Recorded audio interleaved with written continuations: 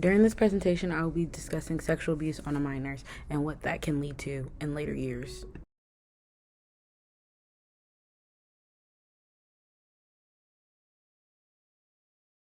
The table of contents. What is sexual abuse on a minor? Types of abuse, prevention, offenders, and then the final part would be the interview process.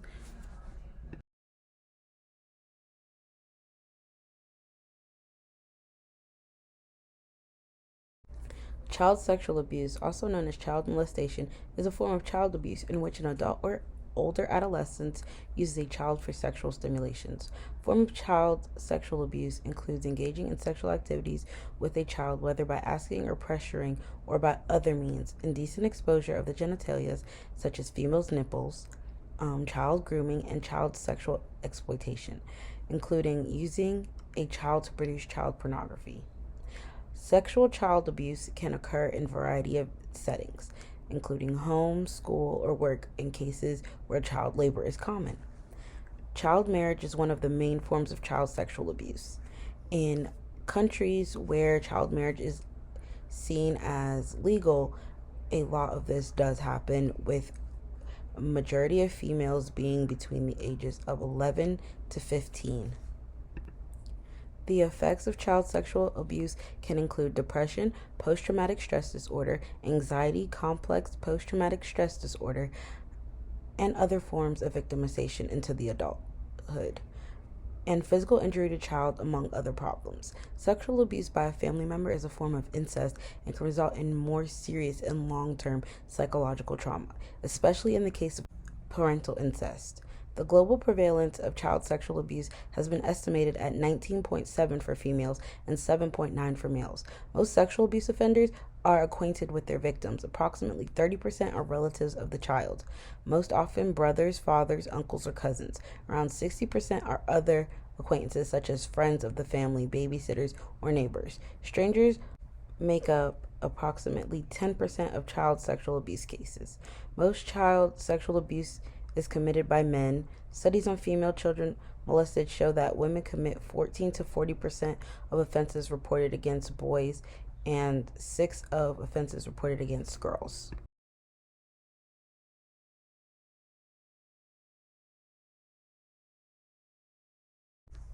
Types of sexual abuse includes a variety of sexual offenses, such as sexual assault, which is considered rape, sodomy, or sexual penetration with an object for sexual gratification.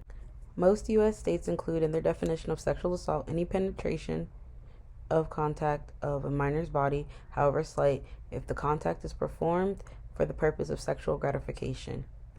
Sexual exploitation is when an adult victimizes a minor for advancement, sexual gratification, or profit, such as prostituting a child. Sexual grooming is a term defining the conduct of potential child sex offenders who seek to make a minor more accepting of their advances. For example, in an online chat room. There is also commercial sexual exploitation of children, also known as the CSEC, is defined by the Declaration of the First World Congress Against Commercial Sexual Exploitation of a Child. The CSEC usually takes the form of child prostitution or child pornography and is often facilitated by child sex tourism. Child sex tourism is a tourism for the purpose of engaging in the prostitution of a child, which is commercially facilitated child abuse.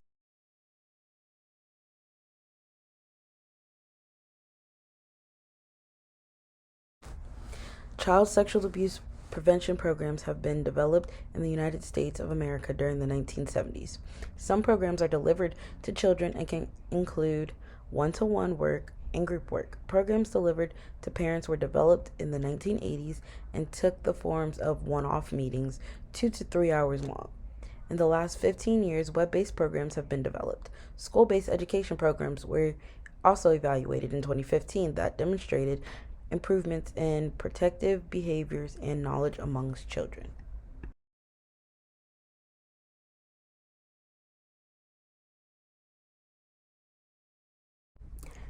Offenders are more likely to be relatives or acquaintances of their victims than strangers. A 2006-07 Idaho study of 430 cases found that 82% of juvenile sex offenders were known to the victims, acquaintances 46, or relatives 36. More offenders are male than female, though the percentage varies between studies. The percentage of incidents of sexual abuse by female perpetrators that come to the attention of the legal system is usually reported to be between 1 and 4%. Studies of sexual misconduct in U.S. schools with female offenders have shown mixed results with rates between 4 to 43% of female offenders. Early research in the 1970s and 1980s began to classify offenders based on their motives and traits. They are divided as follows. Situational: does not prefer children but offend under certain conditions. Regressed: typically has relationship with adults, but a stressor causes them to seek children as a substitute. Morally indiscriminate: all around sexual deviant who may commit other sexual offenses unrelated to children. Naive or inadequate: often mentally disabled in some way, finds children less threatening. Preferential: has true sexual intentions in children. Milestop: sadistic and violent, target strangers more than acquaintances. Fixated: little or no activity with own age, described as an overgrown child. Offenders may use cognitive distort to facilitate their offenses, such as minimization of the abuse, victim blaming, and excuses. Pedophilia is a condition in which an adult or older adolescent is primarily or excessively attracted to prepubescent children, whether the attraction is acted upon or not. A person with this attraction is called a pedophile. In law enforcement, the term pedophile is sometimes used to describe those accused or convicted of child abuse under psychological definition of child, which is the younger than the age of consent, which is 16 in some states. However, not all children sex offenders are pedophiles, and not all pedophiles engage in sexual abuse of children. For these reasons, researchers recommend not imprecisely describing all child molesters as pedophiles. Other children is when a prepubescent child is sexually abused by one or more other children or adolescent youths, and no adult is directly involved. It is defined as child-on-child sexual abuse. The definition includes any sexual activity between children that occurs without consent, without equality, or due to coercion. Teachers. According to the 2010 UNICEF report, 46% of Congolese children, schoolgirls in particular, confirmed that they had been victim of sexual harassment, abuse, or violence committed by their teachers or other school personnel. Some teachers use the excuse that if they regarding the child does what the teacher asks, then they would use that to advance them to the next grade level, which is ultimately holding leverage over the student's head to do as their teacher tells.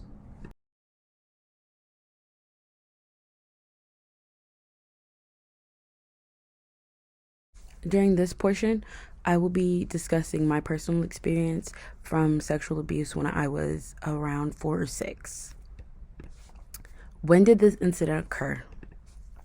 This incident occurred when I was 4, 5, or 6. I could not remember the specific age I was. I do know I was living with my grandmother.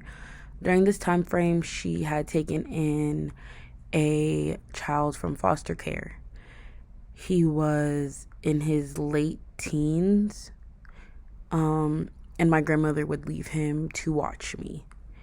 So he would tell me, in order for me to be able to be outside and play, when he plays his, at the time I think it was an Xbox that he had, to play his Xbox, I had to do something for him. And that's when the abuse started. And this would be like almost an everyday thing while my grandmother was out or doing things that she needed to do. What happened after the incident took place?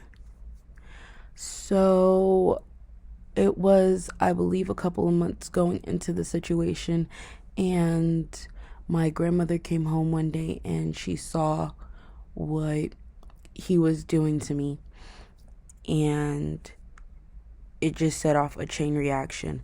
The events that I remember were completely different compared to the events that how my mother told me happened. My mother blamed herself because she felt like if I was living with her, then the situation wouldn't have happened. My grandmother didn't want anyone to know what had happened, so she basically kept it to herself and didn't tell anyone. And me, I just felt like it was all my fault, that the whole reason that I'm going to doctors and I'm being probed and I'm being seen by a psychiatrist is because something that I did was wrong. I didn't know that the incident was wrong. I just thought it was my fault. How did you feel afterward? It took me a while to actually come to terms about what was happening. I hadn't fully developed from what was happening. I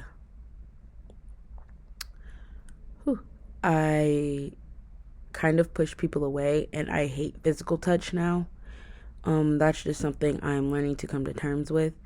It took me almost 16 years to process the fact that I was abused as a child, and that I still, have certain mental issues that are necessarily not my fault, but I still feel responsible for certain things. And I have been going to a therapist as of recently to try to talk these things out and, just to make sure that I'm okay where I need to be okay at.